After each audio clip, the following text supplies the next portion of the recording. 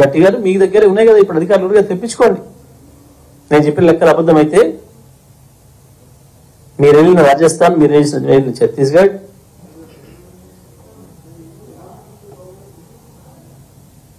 ఇవాళ మీరు వెళ్తున్న కర్ణాటక, మధ్యలో మీరు వచ్చిపోయిన మహారాష్ట్ర, ఆ తర్వాత మధ్యప్రదేశ్,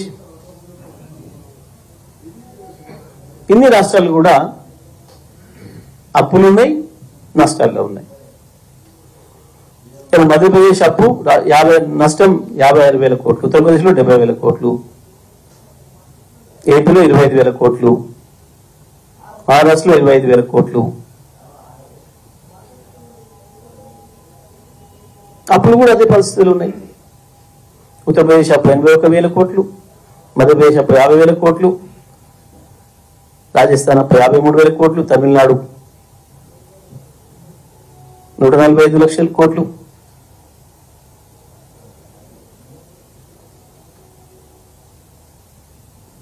ఇన్ని ఉన్నాయి. అయినా మళ్ళీ ఏదో పదే అబద్ధాలు చెప్పి తప్పించుకుందాం ప్రజల నుంచి. ఏంటి ఇదంతా? 24 గంటల విద్యుత్తును ప్రజలకు ఇవ్వటం రాక,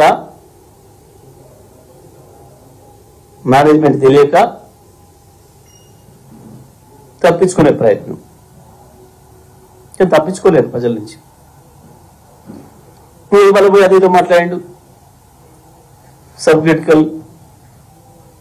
సూపర్ క్రిటికల్ టెక్నాలజీ గురించి. భారతదేశంలో ఇవాళ అన్ని రాష్ట్రాలలో ఇంకా సబ్ క్రిటికల్ టెక్నాలజీతో నడుస్తున్న విద్యుత్ యూనిట్లు ఉన్నాయి. ఇంకా కూడా నిర్మాణంలో ఉన్నాయి కొన్ని.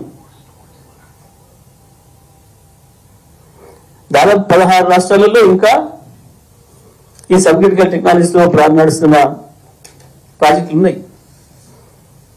దాదాపుగా 39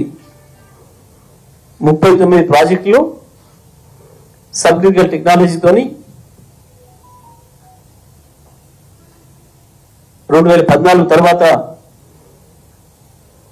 పూర్తయి నడుస్తున్నాయి, ఇంకా నిర్మాణం చేసుకుంటున్నాయి.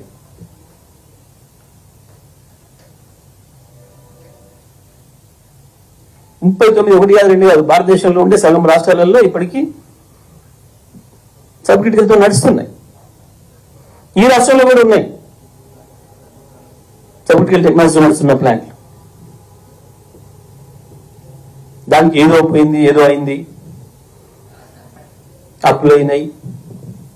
అసలు ఒక మాట చెప్పాలంటే, మీరు ఇయర్ కరెంట్కి అప్పు తెచ్చిండ్రు. 2014లో ఆనాటికి మీరు చేసిన అప్పు 22,000 కోట్లు, మీరు ఇచ్చిన కరెంటు 3 నుంచి 4 గంటలు.